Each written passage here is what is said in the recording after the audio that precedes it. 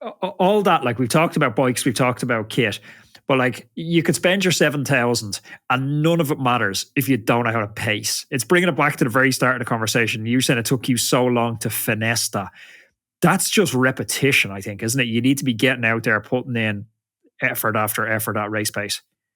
Yeah, totally. And that's when it comes to like body position, you know, like 85% of the drag is coming right from the athlete, you know what I mean? And if we can cheat, like, realistically, like you brought like your new bike, the art of it, testers are always the worst. Like majority of our clients now are triathletes. We work with 8% triathletes or the youngsters that are trying to make it as professionals. And you've got all these time trials, I think that they know better and they try and copy positions. But you like trying to optimize like your bike fees, like it's the key part really.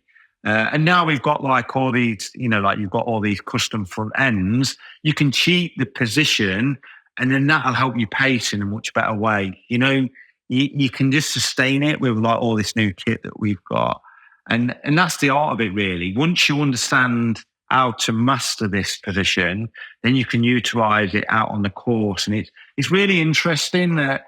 When you ask people about like the pacing strategies and you go, well, how do you pace a time trial? And they always go, into the headwind, I hold my best position. Okay, that's great. But what do you do when you go into the tailwind? Still trying to hold my best position. But it's very hard.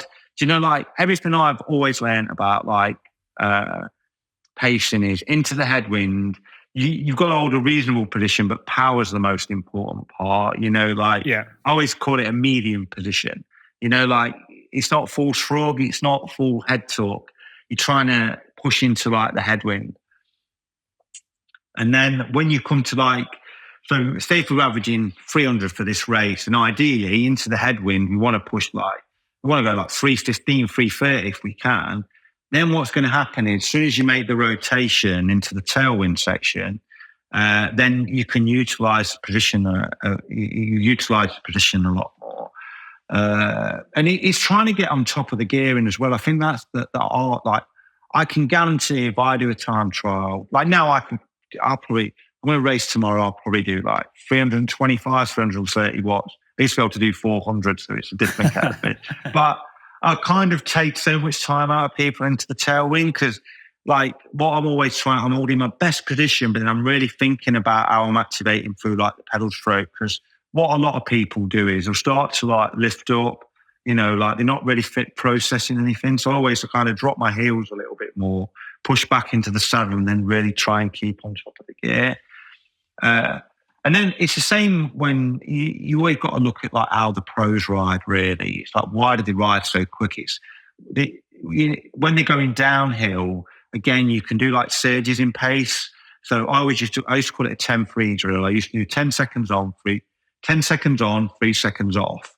And all I would do is hold my best position, pedal for 10 seconds, freewheel 3 to 5, depending on how fast I was going. Generally, you go above like, it's probably like 55 kilometers an hour. It's generally not worth putting that amount of effort into it. And then the idea is that as soon as you hit like the flats, you can kick into like, if you're averaging 300, you can click into like, you know, like your threshold pace really. And go on. Yeah, it's interesting, that pacing strategy, because it's the exact same pacing strategy when I talked to David Miller that he said he won the Commonwealths with. He said everyone went out with this linear pacing strategy. He went out into a block headwind and he said he absolutely emptied the tank into that block headwind. He basically looked at it like a finish line. And then he turned into that tailwind. And he said that his advice was the newer generation at the time didn't understand the difference between power and speed. That they thought they could have a higher average power would win them the race. And he's like, well, bikes only go so fast. You can only go 60k an hour on the way home. You can't go 90, you know. So he didn't need much power left to get that speed. Yeah, totally. And it's like I worked with like Lotto Sudal for like 4 years, and I remember explaining like this pacing strategy. You can imagine go to this Belgian team, and it's sort of like 175 cranks. And I remember explaining, and they're all like looking at me, gone out, and I was saying, look, this is what you've got to try and master into like your time trialing.